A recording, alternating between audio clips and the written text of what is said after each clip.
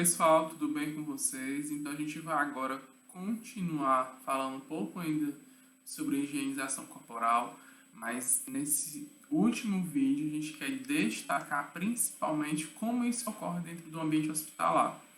A gente tem feito essa discussão que essa higienização corporal, o estímulo ao autocuidado, ele deve ser gerenciado pelo profissional ou pelo cuidador de forma muito presente, muito lado a lado, para justamente identificar qualquer alteração nesse paciente e assim auxiliar ele dentro do processo de autocuidado, ok? Lembrando que quando se observa limitações no paciente durante essa higienização, já é o momento realmente de ter intervenção de profissionais. E resgatando aquilo que a gente já discutiu, é o natural ou naturalmente as pessoas já realizam seu autocuidado em relação à higiene corporal, mas a gente vai justamente observar se há limitações, ok? E dentro do ambiente hospitalar isso não é diferente. Nós vamos justamente observar que dentro desse ambiente, que é um ambiente muitas vezes hostil, um ambiente muitas vezes desconhecido, é um ambiente que traz inseguranças, incertezas, é um ambiente também onde existe uma rotatividade de pacientes, de profissionais, que colocam ali também como sendo um ambiente muito estranho para qualquer um que estiver ali, certo? Tanto profissional como os próprios pacientes. E a gente quer justamente destacar essa relevância, essa importância da higiene corporal no ambiente hospitalar, tendo em vista que o risco de infecção dentro do ambiente hospitalar ele é um pouco mais elevado do que em outros ambientes. Lembrando também que dentro do ambiente hospitalar nós estamos propensos a trocar, vamos dizer assim, essas informações com outras pessoas e também conseguir, dentro dessa troca de informações, capacitar esses pacientes, esses cuidadores ou familiares para um autocuidado ou um cuidado testado dentro do domicílio. Bem, e aí discutir aqui também algumas tecnologias. Nós vamos observar que a higienização corporal ela é algo que, em muitos casos, ela requer um cuidado também tecnológico, já que para a realização desse banho, muitas vezes o banho no leito, nós precisamos fazer adaptações, caso a gente não tenha hoje recursos tecnológicos apropriados para isso. Então, quais os cuidados de escopo de enfermagem com a higiene corporal no ambiente hospitalar? Então, a gente consegue já destacar logo de cara a questão da periodicidade desse banho, da regularidade do banho, da avaliação clínica desse paciente, que ele é um paciente que é muito mais instável do que um paciente domiciliar. Também observar a questão da logística desse banho no leito, materiais que também devem ser observados, material necessário, material muitas vezes estéril para a realização desse banho. E também observar dentro do ambiente hospitalar as estruturas, os banheiros ou sanitários dos hospitais que vão fornecer ali um ambiente também seguro para esse autocuidado. Tanto para a higienização íntima, higiene bucal, capilar e corporal como um todo. Bem, então o que a gente pode apontar aqui para vocês agora? Os fatores dentro desse processo que podem justamente influenciar o autocuidado. A primeira delas é a percepção da necessidade. Então, o paciente, quando ele já relata isso, doutor Tiago, Dona Maria, Dona Joana, eu quero tomar meu banho agora. Isso já é um ponto favorável, que o próprio paciente ele relata, mostra a necessidade de higienização. Isso pode estar associado à rotina dele, aspectos culturais, algum odor que ele possa estar sentindo, do próprio corpo, ok? E também a questão do bem-estar. Lembrando, como a gente falou, o banho, ele também tem esse papel de trazer esse bem-estar, essa percepção de limpeza do paciente, ok? Diminuição da tolerância para a atividade, isso também é algo muito importante. Então, dentro da avaliação inicial, na anamnese e exame físico do paciente, nós iremos identificar restrições de mobilidade, se ele tem condições de sair ou não do leito, se o estado hemodinâmico dele é grave ou não, a ponto de deixá-lo ou não ir ao banheiro. Muitas vezes esse paciente está usando vários dispositivos que também não permitem que ele saia do leito da cama dele, ok?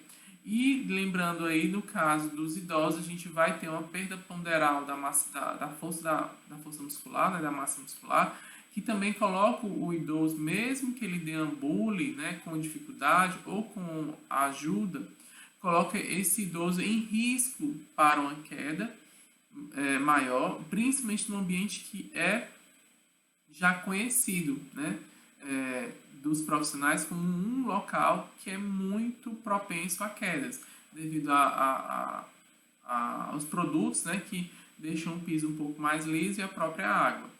Então, o banheiro ele já é conhecido de todos os profissionais como sendo um local muito comum de queda em idosos, tanto no domicílio como no ambiente hospitalar. E a capacidade de equilibrar-se, ficar em pé e sentar. Então, nesse caso, a gente pondera justamente isso.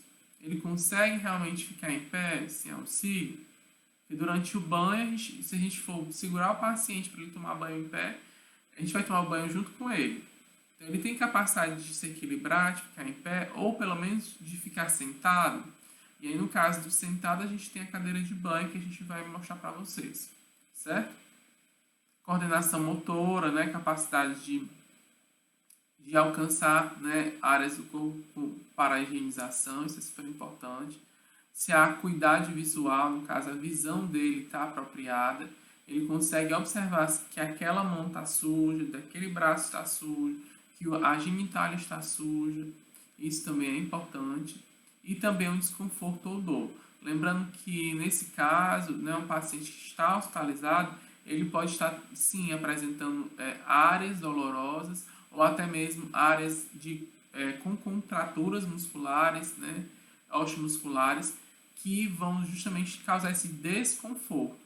E aí ele vai mostrar limitações para a higienização. O que é que nós devemos observar também? Quais aspectos devem ser considerados? Preservar sempre a autonomia e independência do paciente. O próprio paciente ele vai dizer isso para você. Pode deixar que eu sei, pode deixar que eu escovo os meus dentes, pode deixar que eu mesmo lavo o meu cabelo. Então, naquela hora, o paciente ele vai mostrar para você uma certa autonomia. Mas é claro que quem estiver acompanhando vai ter que ter a percepção avaliativa de observar se ele está realizando ou se ele está conseguindo fazer essa higienização, esse autocuidado de forma satisfatória, certo? Lembrando aí, se pegar se a pessoa não consegue escovar os dentes direito, então vai ficar com restos alimentares, gerando halitose, risco maior de cáries, ok? Então, observar justamente isso. Então, conseguir higienizar a genitália corretamente, o risco maior de infecção urinária e assim por diante. Avaliar a capacidade do paciente para o autocuidado, como eu acabei de destacar, e assegurar a privacidade do paciente. Lembrando que aqui a gente justamente observa esse cuidado, esse zelo de sempre ter alguém próximo, né, para garantir essa privacidade, né, esses recursos. Transmitir respeito ao paciente, assegurar o conforto e a segurança do paciente. E aí a gente já discutiu isso, grades, né, material adequado, segurança em relação aos produtos que vocês vão utilizar. A gente já falou isso nos outros vídeos, né, que os produtos que devem ser utilizados são geralmente neutros, justamente para tentar, né, diminuir qualquer risco de alergia, o processo de irritação da pele, ok? As grades que a gente colocou, ter uma boa iluminação, assegurar também a ausência de correntes de ar, então fechar janelas, ar-condicionados, ventiladores no momento, e também proporcionar uma rouparia, né, lençóis, né, e os pijamas limpos, né, bem higienizados. E dentro da preparação do ambiente, a primeira coisa é a temperatura. A temperatura, ela geralmente recomenda que ela esteja entre 27 e 28 graus, né? Não mais do que isso, se for possível. Professor, mas isso é algo que aqui no nosso ambiente já é o natural, justamente isso. Então, se tem ali um ventilador ou um ar-condicionado, a gente vai ter que rever esse dispositivo, né? Durante o banho, para justamente não ter uma maior troca de calor para o paciente. Formação da equipe para a higienização. Lembrar que nesse caso, se o paciente é um paciente que ele é imóvel, onde ele vai ter uma total dependência da equipe para a higienização, nós devemos justamente observar quem pode colaborar com você durante esse processo. E aí eu vou ter vários relatos para contar para vocês de tipo, paciente que era obeso mórbido, paciente de 180 quilos, então vai precisar de uma equipe de 3, 4 ou até 5 pessoas para higienizar esse paciente. Porque é para suspender os membros, para justamente fazer a rotação do corpo. Então, assim, é algo que vai precisar de uma dinâmica, né, de uma equipe para executar, ok? Pacientes geralmente que são imóveis, né, estão acamados, e pacientes que têm algum tipo de dispositivo, requer sim um cuidado de pelo menos uma dupla de profissionais. Estabelecer padrão de turnos, né, se possível. O que é isso? No ambiente hospitalar é muito comum vocês observarem banhos que são da noite, banhos que são do dia, né? Então a equipe, né, geralmente não realiza todos os banhos durante a noite, desculpa, o dia. A depender da rotina, colocam alguns desses banhos para a noite. Na UTI é muito comum isso. O paciente, ele não tem, a maioria dos pacientes, eles não tem percepção, né, do dia e da noite. Então, tanto faz ele tomar banho de dia como de noite, porque o ambiente vai ser todo controlado, temperatura, né, da água, tudo. Então, faz essa divisão justamente tendo em vista a divisão das atividades da equipe nas 24 horas. Analisar os recursos tecnológicos para a higienização que nós temos lá. Alguns vão dizer, profissões precisam de água e sabão. Mas lembrar, a gente precisa de água, sabão, sabonete, shampoo. Vai precisar ali de uma toalha limpa, vai precisar ali também de um álcool, vai precisar também ter uma estrutura de sacos para pegar essa roupa, vai precisar também de um kit de higienização para higienizar o cabelo.